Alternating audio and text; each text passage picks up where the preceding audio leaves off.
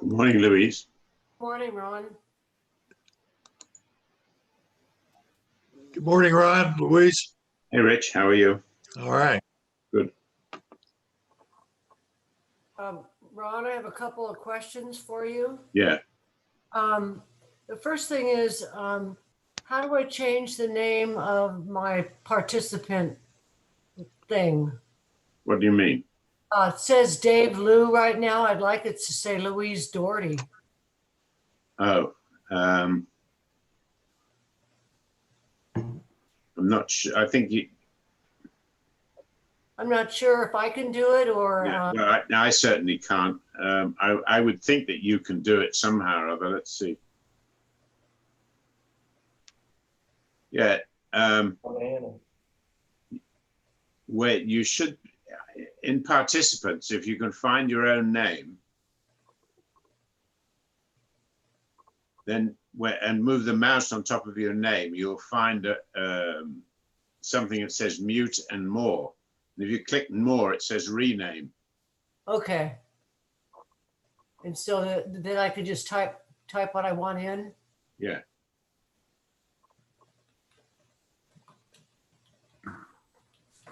All right, I'm going to mute everybody, and then I'll invite each one of you to turn your sound on.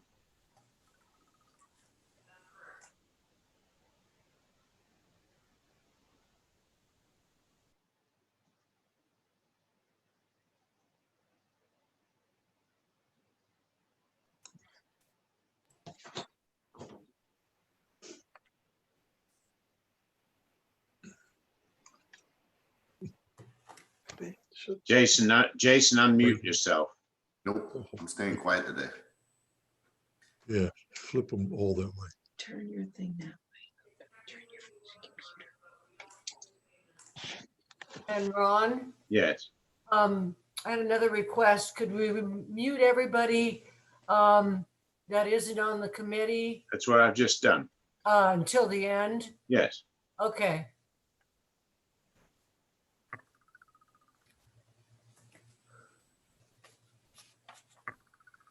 It's still looking good.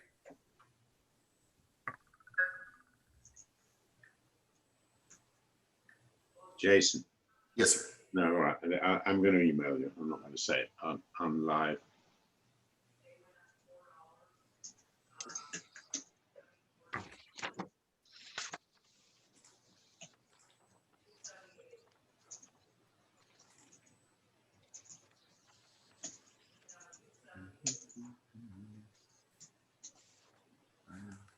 How you doing, Jason? Doing much better. Good. Much better. Every day is a adventure.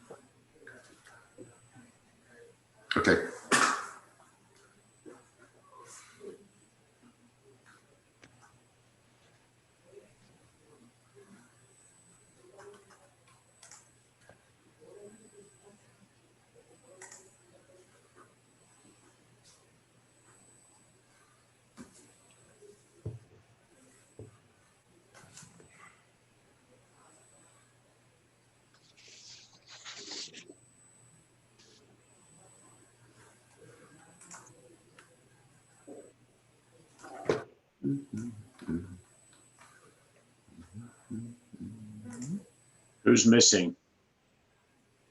Mike Bergman.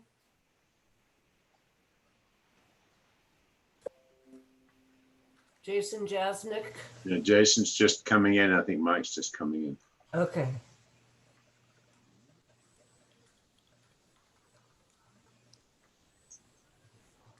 Hey, Ron, Yeah. on the website, if we lose our password, does that, can you reset that or do I got to go through? What, you mean the South Shore Falls website? Yes. Um, Or can I do the forgotten password? you can do the forgotten password. I can go in or I can go in and do it for you. I can go in and reset it for you. I'm going to try this one because I didn't do this one in the past. I just want to. Okay.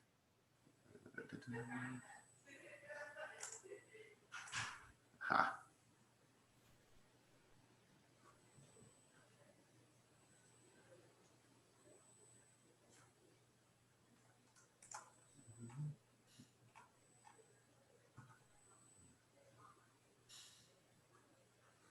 Wearing that down further.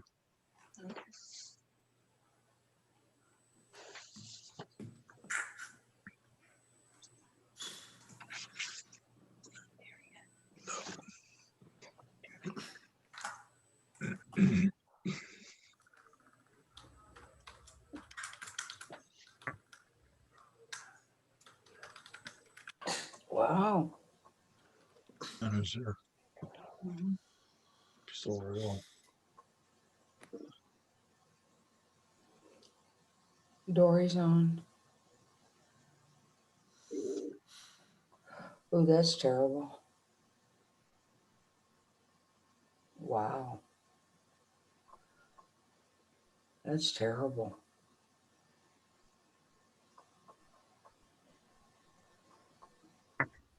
So who needs to be unmuted now? Can you hear me, Who's me? Grego? Morning, Mike. Morning, Mike. Morning, everybody.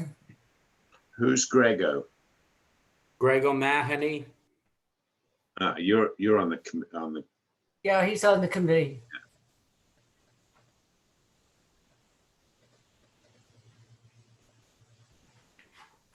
and Anna's not on the committee, is she? No. And Roger's iPad.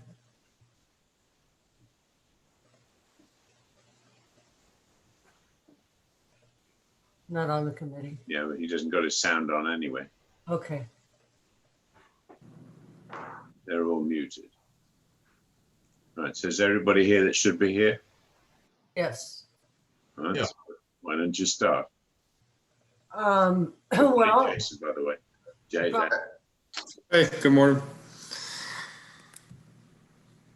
if we start right with number one on the agenda, the status of Pond 8, do you want to expound on that or?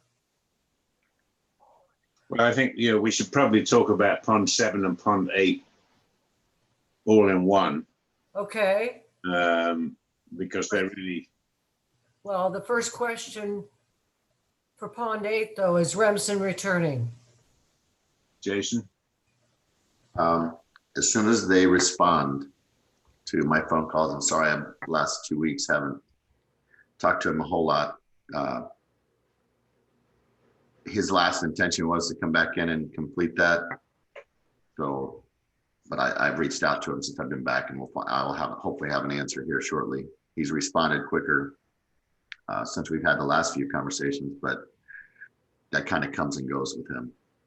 But I will, Well- as soon as I have a response from him, I'll send it out to the committee.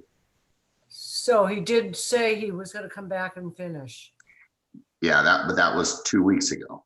Yeah, So that's the only issue is, it's been 2 weeks, and unfortunately I've been kind of in a cave for 2 weeks. yeah. But I will reestablish contact with them. Okay. So I guess that's all for Pond 8. Do you want to talk about Canal 7? Sure. Do you want me to, so as we discussed, and I don't know, Ron, do you want to, or do you want me to kind of go through what our conversation? You could do it or I could do it. Makes no difference. Yeah, so we met with George, trying to find his last name. sorry. Colbath, yeah. So we met with George Colbath and had a really good conversation. And it's kind of like, the doctor having a second opinion. And he went out and looked at it. He is a geologist. Botanist. Botanist, as well as geologist. He is a geologist. Oh, okay. Yeah. Because the first thing he presented was as a geologist. And he looked at what we had in there and was, in his opinion, the area, one of the things we do need a lot more of in this community, which I know we get a lot of pushback on, but in his words too was, well, you need to push back the other way. But he felt that there needed to be a lot more plant life in the ponds in the community to mix up all the soil, the chemicals and things that were in the ponds. I'm not a geologist or a botanist. So his opinion made a lot of sense as far as what we have heard from Solitude up till now, and as well as, even some of the stuff that Remsen had said, as much as I disagree with his tactics, Remsen did have, he had some good input as well. But when you really listen to what was said, it made a lot of sense as far as the littoral shelves, even though the littoral shelves aren't necessary. Looking at the depths and what's happening with them, the idea that they would completely be removed is not really a good. It's not the best option. When it was coming in from 41, you've got moisture coming off or water coming off of 41 in the rain. If there's no barrier there, there's nothing filtering it, and you're just going to continue to have bigger and bigger problems as it runs across that what was a littoral shelf into that pond 7. It's just going to continue to muck it up. He was willing. He had a engineer that he works with, and he works very close with Swiftmud's main engineer, and he's worked with him for a long time, and he's giving us contact to him to at least have the conversation about the wear and see if it was a legitimate option to raise that wear, or if we couldn't raise that wear, what other options we have. And that would be someone at Swiftmud that would be able to say, hey, yeah, this is something you'd be able to do, or no, that's not going to happen. It's from the horse's mouth as to whether or not this would be something that would be an option, or if he even in his mind felt that it would be worthwhile. He did say, and I think we've heard it before, these ponds that are in the community, when it comes to Swiftmud, although they are, to us, we want the beautiful pond and the beautiful pond view, he made it a point to remind us that these are functional and have a purpose. So to Swiftmud and to the county, that function and purpose is the priority over beautification. So that was another reason he felt that plant and aquatic plant life was definitely needed in most of our ponds to increase the level to help with the algae growth and the blooms that we have had. That's, and again, that's one opinion. A lot of what he said tied in with what Remsen had said, and some of the conversations we had, and a lot of what Solitude had said. So there was definitely some, tying in factors there. He just had a different way that he approached it, and he is going to provide us with what he would do as a plan. He's also going to help us with contacts with engineer to help work on that. And this is a contact. This is, like I said, it's like a second opinion, but he's going to help us with a contact with an engineer to come look at that wear, and also make some contact with Swiftmud to see if there would be options to raise. If we felt it was the right thing to do to raise that wear, talk to Swiftmud and see if that was truly an option. Sorry. You're all right. Hello? Right. I don't really have anything to add to that. It's pretty clear. Have you had any communication with either of the two engineers that he's mentioned, or he hasn't come back to you on it yet? No, he has not come back to me on it yet. Let's just keep the pressure on him. And I've like I said, I spoke with Brooke and Judy yesterday, and I've got a list of, people want to keep on a regular contact just to make sure that we're getting the information from him. He's on that list. Okay. Just to add here that given what we've heard from everybody that we've spoken to in this, whether it's Solitude or this guy we spoke to, George Colbert, I've spoken to Sarah and made sure that we are beginning to put the requisite amounts of money into the budget, both for immediate use and also for long-term use. It's very apparent from whoever we've spoken to that our problem that we have today, first of all, is eventually going to affect all the ponds, the differing severity, differing timings, but eventually all the ponds at some point in time are going to need to be dredged to remove the silt buildup, and we need to add plantings and so forth around all of the ponds sooner rather than later. So we've never really had a budget line in the past for our ponds, and we need to have one, and Sarah's building that in now, so we should be in a much better shape financially for this aspect of things from 2021 onwards.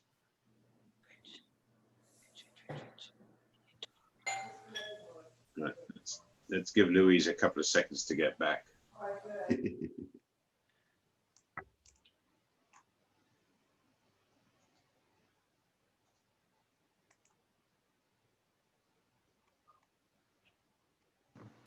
Hey, Ron, that email never came to reset my password. If you get a chance, can you reset me on the whenever? Yeah, but text me a password you want to use.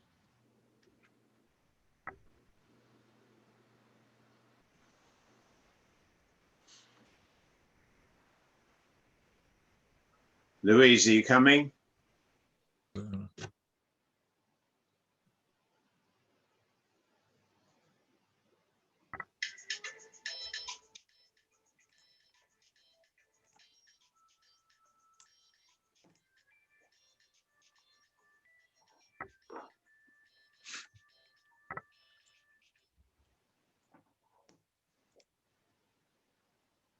Where's Ron today? Is he on vacation or something, or what?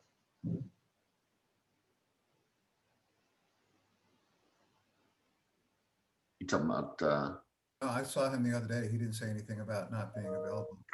Louise may know more about that, but Sorry about that. Right. Is Ron supposed to be here, Louise? Oh, yeah, he is. That's who we're missing, huh? But what's his name? He's not showing up as a name. Does he use something I don't know? No, I don't see him on at all. No. All right. Do you want me to call him? Well, you can. Well, let's get on with the meeting, and then you can call him when Okay. we've got the next issue going. Did I miss too much when I took that call? I'm sorry. Not really. So Still an ongoing process, and we're waiting for contact with some engineers. and do you know what that timeline is? All depends on when we get the information. Okay. He did say in our conversation, I don't know where she moved around. There you go, Louise. He did say in the conversation that he would have something over to us by the end of this week. Because he had already had a lot of it in his mind. He just needed to see the property. So I'm expecting at least an initial contact as far as the things we talked about by the end of this week. To include the two contacts, one engineer and the head engineer for Swiftmud. So that's what my expectation by the end of this week, at least have an initial opinion from him, actual written opinion, and contact information for the two engineers. Interruption. That was just Ron at my door. For some reason, he never got the link. Oh, all right. Well, I'll send it to him again. Let me see. How do I do this in the middle of a process? Yeah.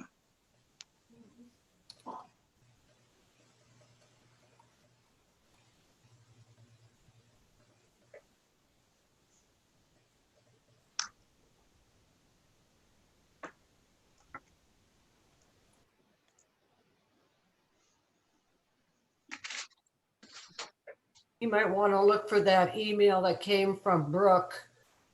That was, said South Shore, and then the, I think, or pond meeting and the date. He may not have, Well, I just sent it to him again, so he'll Okay. come in a second. I just wanted to add one thing as far as Pond 8 is concerned. I met several weeks ago with two residents who were complaining about the plantings that we had put in on Pond 8 and how they were growing out into the middle of the pond, was their description of it. I met with Jason Jazak a couple of weeks later, who confirmed that they won't grow further because they can't grow in water greater than 18 inches, is it, Jason, or 36. 36 inches of water. The two people concerned were not willing to accept that. When I spoke with George Colbath without me asking the question, he said none of these plants that we put around these lakes will survive in more than 36 inches of water. So by definition, there's no way that these grasses that we have planted around Pond 8 are going to spread any further than they are now. So that, that's now two people telling me exactly the same story, and I have no choice but to accept the opinion of two experts.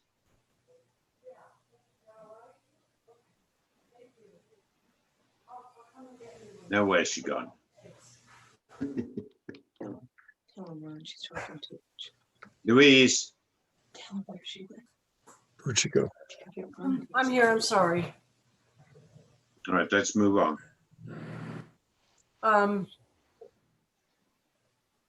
So what are we doing with Pond 5?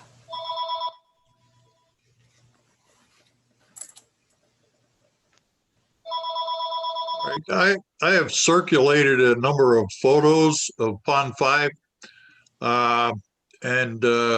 Since we've been living here past 3 years, it is gone from a clear, nice looking pond to a swamp.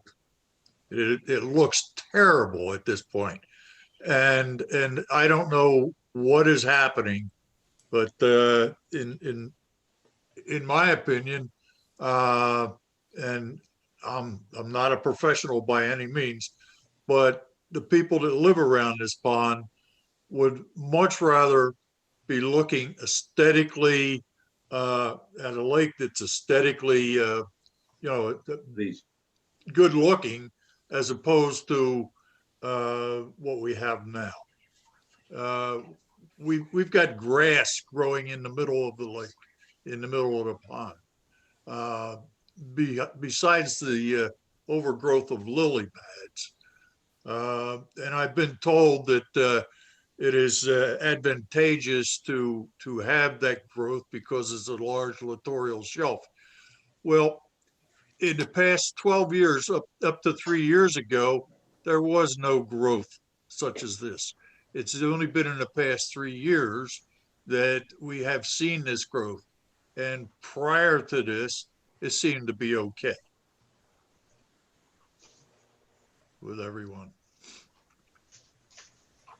So Jason Jazik, do you want to add your comments? Yeah, sure. Yeah, so the grass in question is actually hydrilla, and we had performed a systemic treatment prior to all the rain that we received, and unfortunately that got flushed out. So we did another treatment last week, a more aggressive contact treatment that should speed up the results for the hydrilla. As far as the lilies go, you're seeing more lily growth, whether it be lilies or any native vegetation around the perimeter, because the nutrients have increased drastically within that pond. As years go on, nutrients increase within these stormwater retention ponds, such as phosphorus and nitrogen. You get street runoff, grass clippings, fertilizer runoff. And as more nutrients make it into the pond, that feeds the plant life, whether it's lilies or pickerelweed or duck potato. So that's why you're seeing an increase in lily pads. We can reduce the number of lily pads. I did mention that to Louise. Unfortunately, it is the only native plant we've been able to actually get to grow within Pond 5. I don't recommend getting rid of all of them, so you at least have some nutrient uptake, but ultimately it is the board's decision on what direction you guys want to move forward with, whether it's production of all the lilies or a certain percentage of lilies. But if you do take out some of that filtration, the odds of seeing, some more algae growth is, the possibility is there that can happen as well, because you have less nutrient uptake. These were designed to be stormwater retention ponds, and their main purpose is for nutrient abatement and flood control. So we kind of have to find that happy medium, with plant life and the nutrients. That way we can keep not only the pond happy and healthy, but also the residents that live on that pond happy as well. So. Yeah, for the past 12 years, it's been fine, but or the first 12 years has been fine, but all of a sudden, these past 3 years has been out of control. I don't know how much tilapia we've taken out, but tilapia also served the purpose because they eat the vegetation. This just goes, it comes right. Yeah, tilapia honestly have more negative impacts to your water bodies than any positive impacts. They're detriment to your bluegill and bass populations because they make their nests in the same habitat areas. They build their nests right on the edges, so you get a lot of erosion because the banks fall in where they build their nests, because they build their nests deep. They put out a lot of waste. So they actually are putting in more phosphorus and nitrogen into the water column. As they eat the plants, they can't digest the nutrients, so they excrete the nutrients in the water column. And there's, at least I haven't found any and don't know of any. There's not really any scientific evidence that also shows that tilapia do provide any benefit to the water, the ecosystems, as far as algae and vegetation control goes. The guy we met with last week, he made the same point that goes to the point that I made just now about needing to dredge and clean these ponds on a regular basis, and that we need to have funds available to do that, which is what we plan to do. All this just confirms exactly what we're being told, and the simple matter is that these ponds are, I guess, put there in the knowledge that they are going to silt up, and we're just going to have to deal with that. It's just something that we're going to have to learn to accept, and that this is going to be a financial burden that the community has to bear going forward to ensure that we can keep ponds healthy. And it doesn't mean to say we have to go dredge them all now, but we will eventually probably have to dredge them all in some shape or form to get rid of the silt buildup, and then put in plenty of plants to eat up these nutrients that Jason just referred to. That's the only way that you're going to get rid of them. It isn't the only way, but it's the most effective way, as I understand it. And Jason, if you disagree with what I'm saying, please say so. But putting plants in is one of, if not the best way of controlling the nutrients that get into the water. No, it is definitely the best bang for your buck, and also you get the soil stabilization as well around the perimeter with the roots of the plants. So right. It'll minimize your erosion concerns as well. Right. So much as we all recognize that we've got problems on several of the ponds right now, the solution to them all is essentially the same, and we just have to figure out the best way that we possibly can to spend our dollars intelligently and slowly but surely bring these ponds back to reasonable life. I mean, right now 7 has been described to me as a cesspool, and I think that's probably a fairly apt description of it. And it's particularly bad this year because of all the algae and whatever. But when you look at it, the pond isn't more than 2 or 3 inches deep in many areas. And when you have that sort of a problem, there isn't much of a solution short of, other than dredging. And that's, almost certainly what we're going to have to do. But that's still down the road to make those decisions, but certainly looks that way. I have another issue, and it's a landscaping issue around the edges of the ponds. You can drive around to any community in this area, and none of the ponds have the so-called protective buffer barrier that we have around their ponds. It's not being kept to the height that they had said that they would keep it to. It's growing into the edge of the ponds, and we've never had that growth into the ponds before. The roots are just going right into the ponds, and it looks terrible. Again, I don't know what other communities do, but they trim right down to the edge of the ponds, and their ponds look great. Well, right now, the barriers are serving a purpose. I do agree that they sometimes get in a pretty bad state. I've had several conversations with our landscaper, and we'll continue to have them until they provide us with what we're asking for, and that is a schedule of when they're going to go around and trim each of these ponds. And I've told them that I want it done on a schedule so that they are kept in a cleaner fashion than they are now. As to the roots going into the water, I'm not sure what harm that does. If anything, I would, unless they're invasive species, my guess is that they're just adding to the plant growth, they're helping to keep the erosion down. So there's probably not bad there unless there's invasive species that we don't want. And I can't speak to that because I don't know. And maybe Jason, you can comment on that in a minute. But whoever we've had in here in the way of experts on this area have said almost unanimously that what we've done is the right thing. It's the best thing for the ponds. I agree with you. It doesn't look good some of the time, and that's something that we're working on right now. And that was a long conversation that I had with them last week, and I will continue to have that until they do what we ask them, want them to do. All right, at this point, I would just recommend that we thin out those lily pads on pond 5. Yeah, and that can be done. And I believe it was Anna sent a suggestion, a few grappling hooks, we could pull out most of those and it wouldn't cost a lot of money. Unfortunately, if you do that, you only multiply the amount of growth that you have.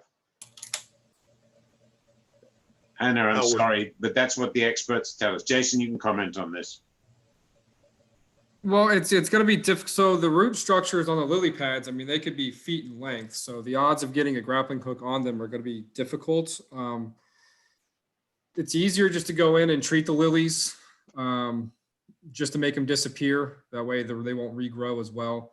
Plus, if there's flowers on there as well, and they've been pollinated, you shake that lily pad in the water, you just added a lot more seed source to the water as well. So it's easier just from a treatment standpoint, in my opinion, to do it that way.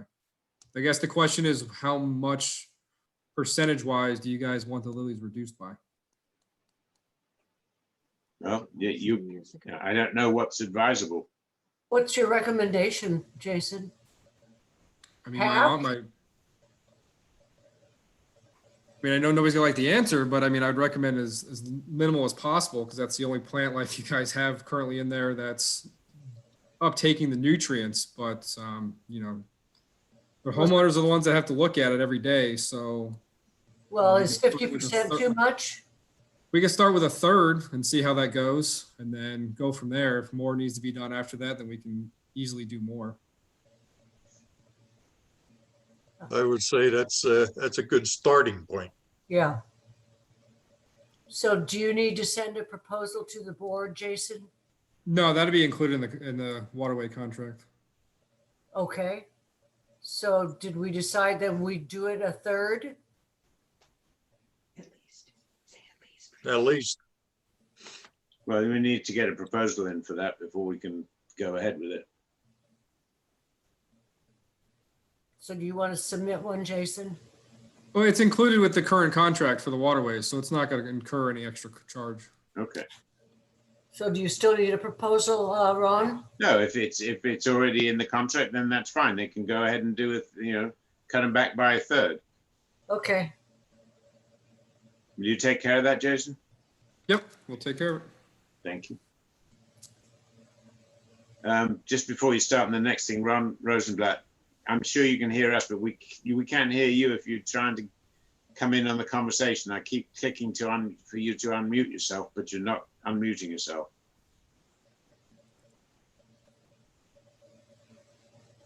Go ahead, Louise. Oh, I was waiting for Ron to come in, but the next thing was the drone follow-up. I don't know, are we doing anything with the drones or is that kind of tabled? Well,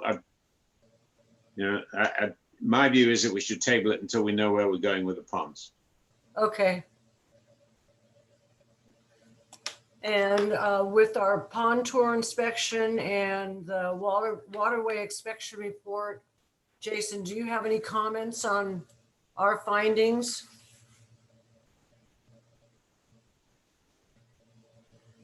No, I mean, the only thing is just, I did say, I think there was a notation there with pond 7 with not having any flow, and that just comes back to, unless it rains, the way Canal 7 is designed, it's not going to flow unless we have a heavy rainfall.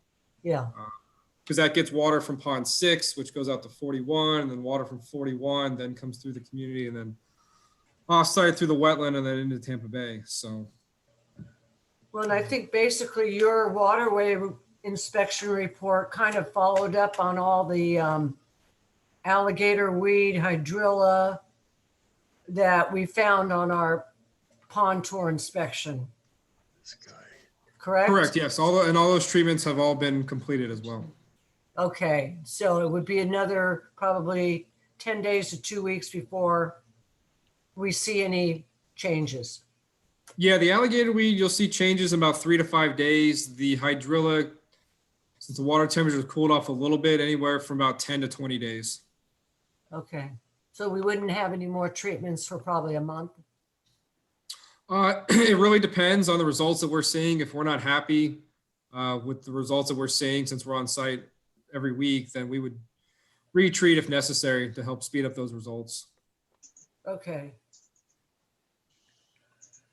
Okay, the next one was, are we doing anything, are we following up at all anymore with the Park Square situation? Well, it's all tied into the same thing. We're, the engineers also looking at that area? Well, I mean, we haven't spoken to an engineer yet, but we until we know what we're going to do, what we need to do, whether that growth there is truly hampering us, there's little point in doing anything. I certainly don't want to invest any money in it. The conversations that we've had with these folks, as you well know, have produced nothing. So let's, as I see it, we need to have a total plan Other side of of what we're going to do with all the ponds, and then Okay. we'll have to go step by step and see what we need to do to clear that if it needs to be cleared. If we get permission to build a weir in front of that, then I couldn't care less. It's not going to do us any harm. So, why go spend money and waste time if we don't need to? Okay. One of our members brought up that there wasn't any mention about the ponds on your agenda, your board workshop agenda for tomorrow, Ron. Was that an oversight or are you just not going to discuss it? I can add it to the agenda. That's not a problem.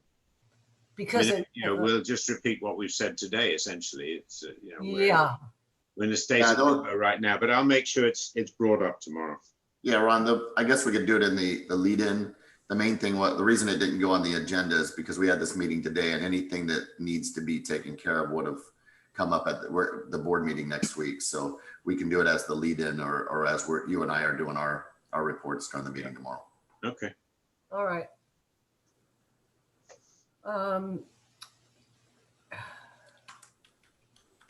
So I guess our next meeting is November 3rd, most likely a Zoom.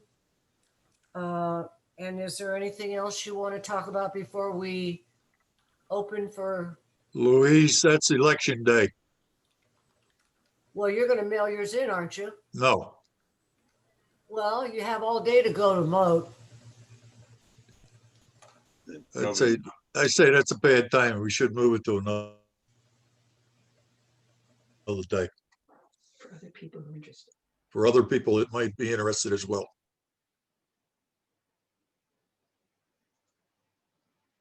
Anybody else? Well, you're going to have a problem finding. I mean, you'd either have to do it the week before, which would be still in October, and that doesn't make a lot of sense. No. You can't do it the following week. You'd have to do it 2 weeks later. Are we talking the 17th of November? Yeah. How does that work for everybody? It's not a problem for me. Fine. It's fine, but does it have to be on a Tuesday? No? Can we do it on another day, the 4th or the 5th or something of that sort? Well, the 4th is no good, and the 6th would be no good for me. The 5th, I could do. November 5th? November 5th works. Okay. Yeah, I'm good for November 5th. Okay, so let's do that. November 5th at 9? Yep. Yep. Okay.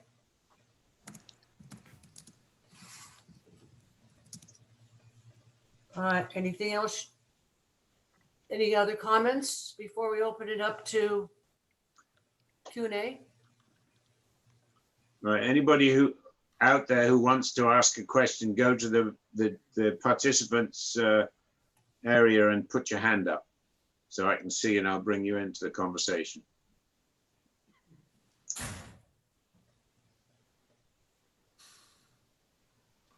I don't see any hands.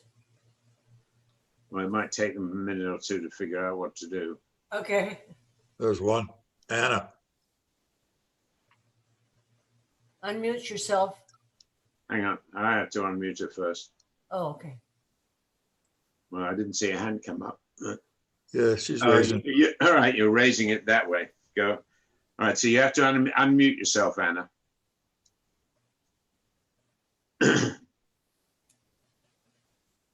And yeah, there you Can you go. hear me now? Yeah. Yes. Very good. Thank you so much.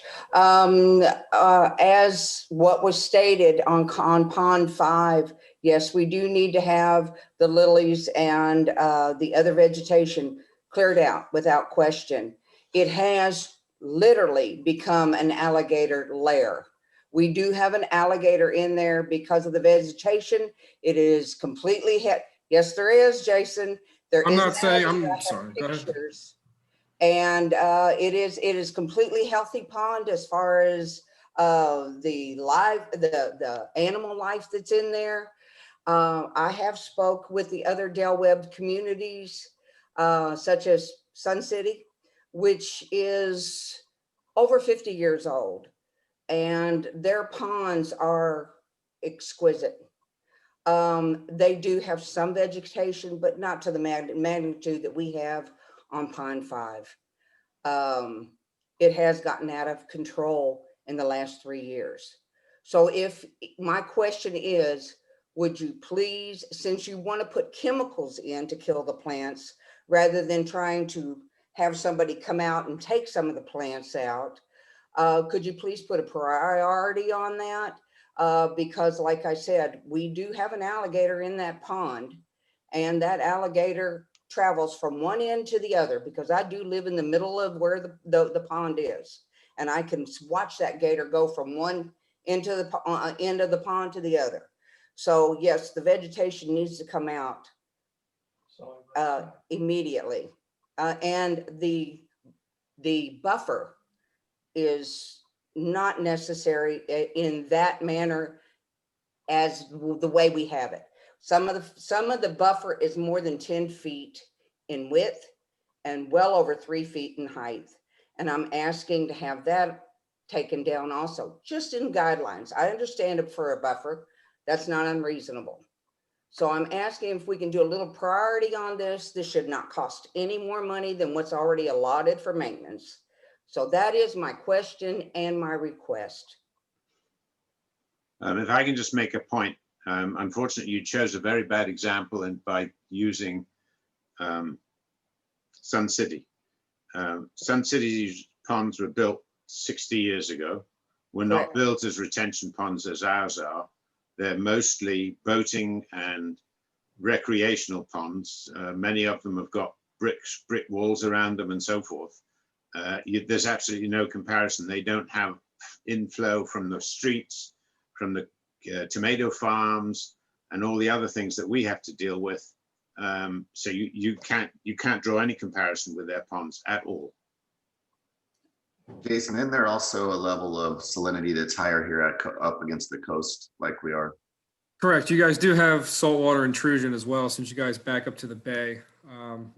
South Shore Falls was built on a marsh as well. If you look in the soil, your soil is very shelly as well.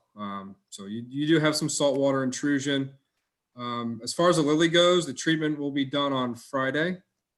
As far as the reduction of the lilies, as far as the gator goes, it doesn't have any bearing on vegetation. We live in Florida. There's gators in every pond that travel to wetlands and ponds. So he's just happy and found some food, and I'm sure he'll eat some and then move on. So, but the vegetation has no bearing on the gator. Just wanted to add that.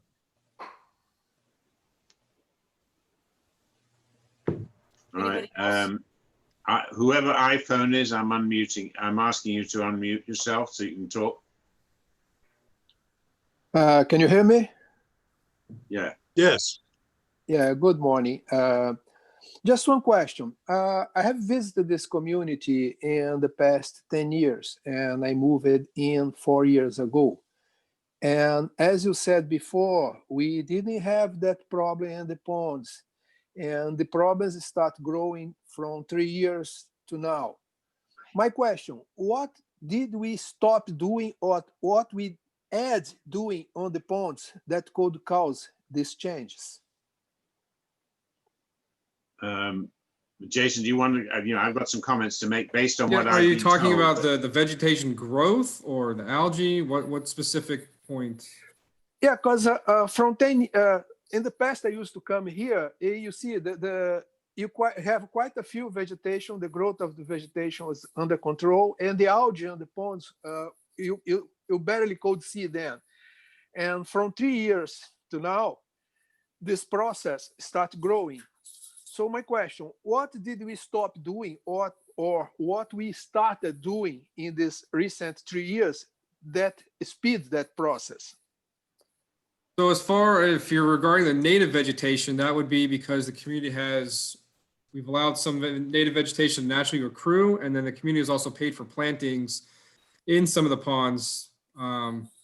Regards to the algae is very dependent. Every pond in the community is different. Every pond has different depths. Every pond has different slopes.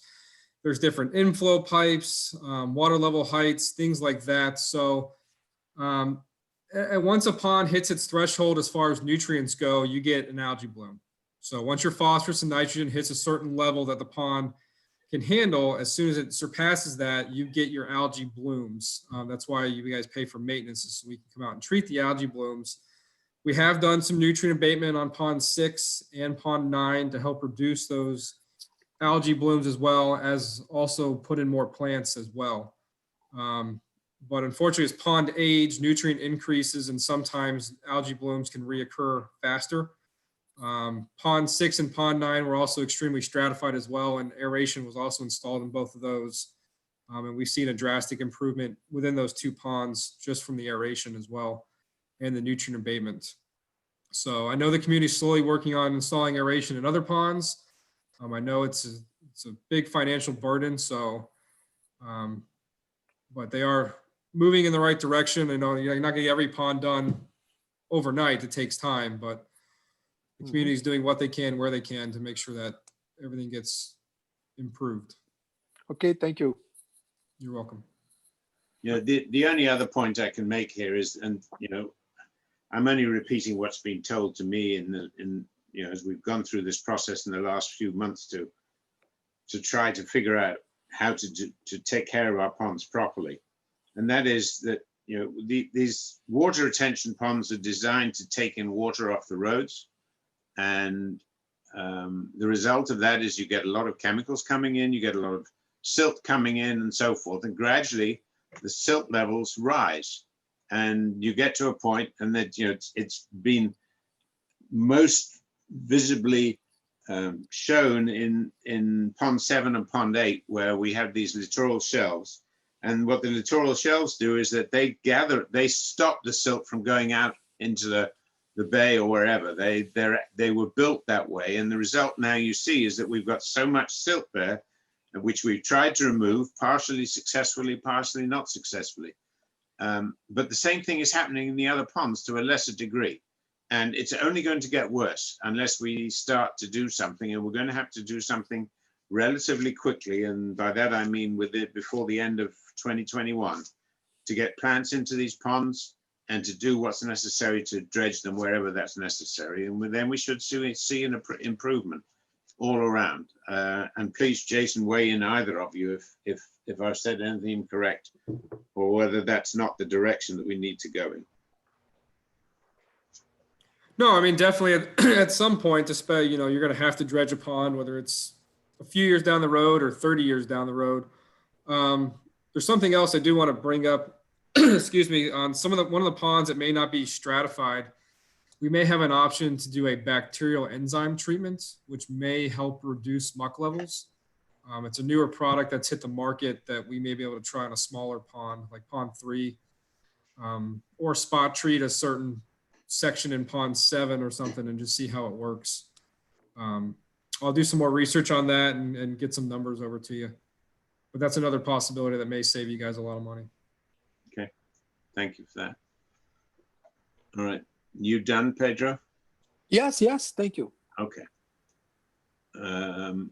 Roger's iPad, can you unmute yourself?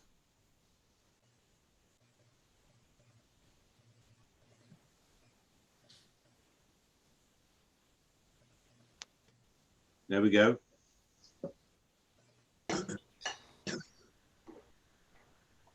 Roger's iPad, you had a question?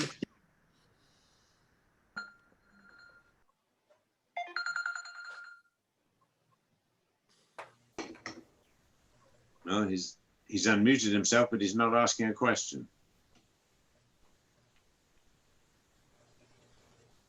All right, he's gone off. Is there anybody else? All right, Louise, you want to close it up? Yep. Any other business? Okay. Thank you for joining us. All right, now I'll send out a link for the next meeting the day before or something like that. Okay, thank you. All right, Jason, Death, I'm going to call you on the phone in a second. Okay, sounds good. Oh, wait, Anna? Hannah has a question. All right.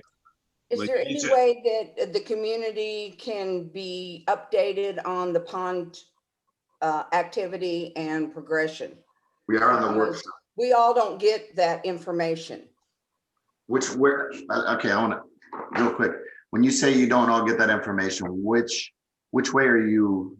Because we're doing it, here's where, I'll tell you the way we're doing it, and then if you'll tell me what we're doing. We sent out a message through the website, and we also discuss it on the workshop and the board meeting and put it on those videos.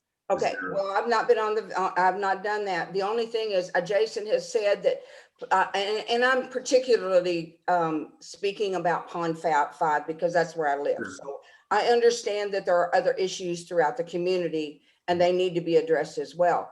But when Jason said that the pond had been treated recently, I'm here all the time and I've not seen anyone out there unless, and I don't know when that's happening.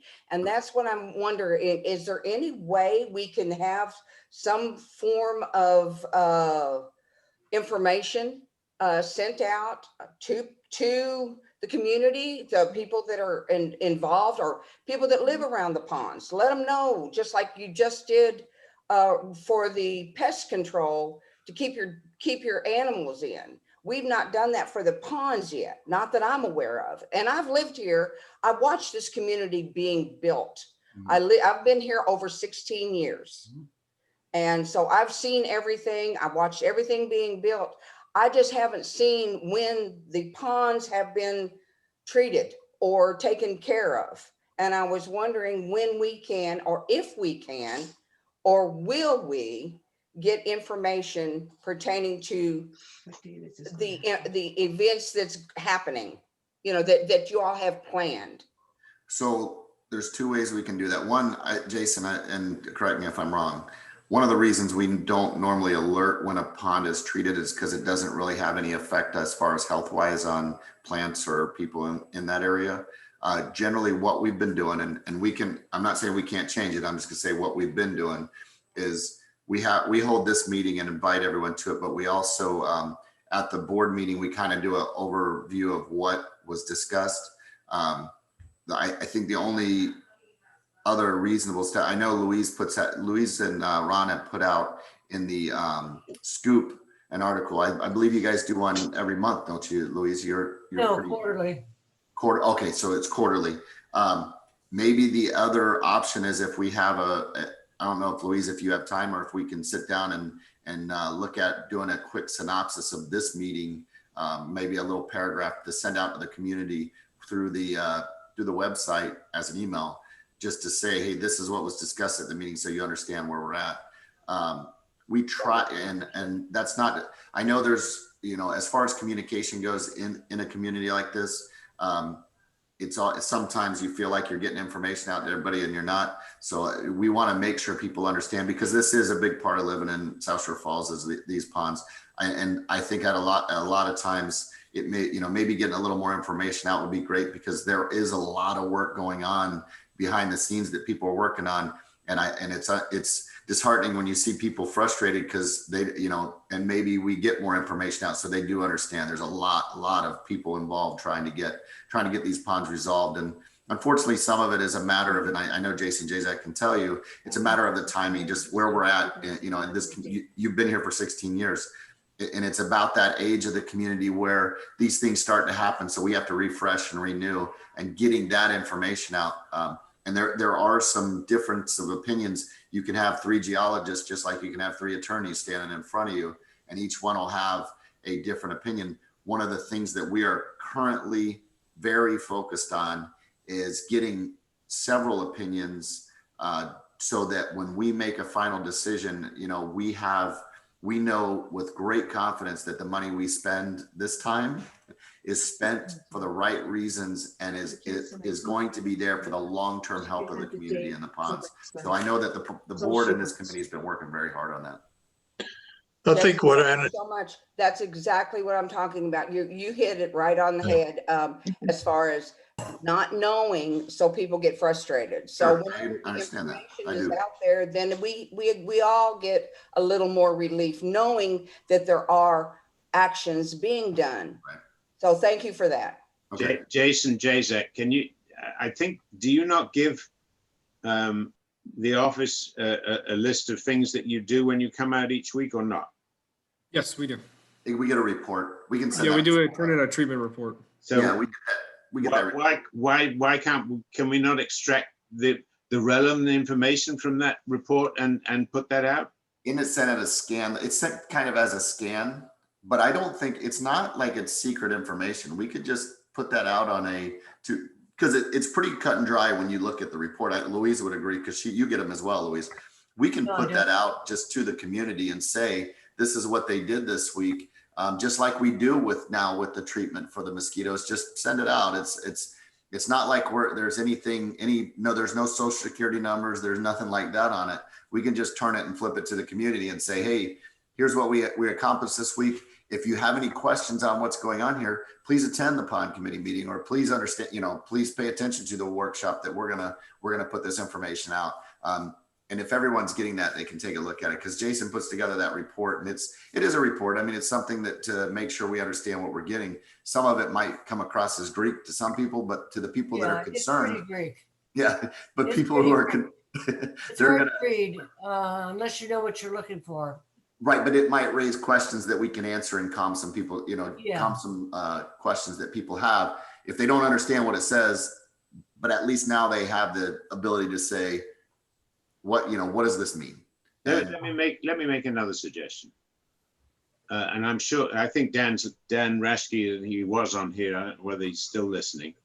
But we could ask Dan, now that he's doing the website, that we could put a pond page on there, and you can put that information onto the pond page, and that people who are interested can go see it, because then those who are interested will probably more likely understand what it's telling them. Sure. Right.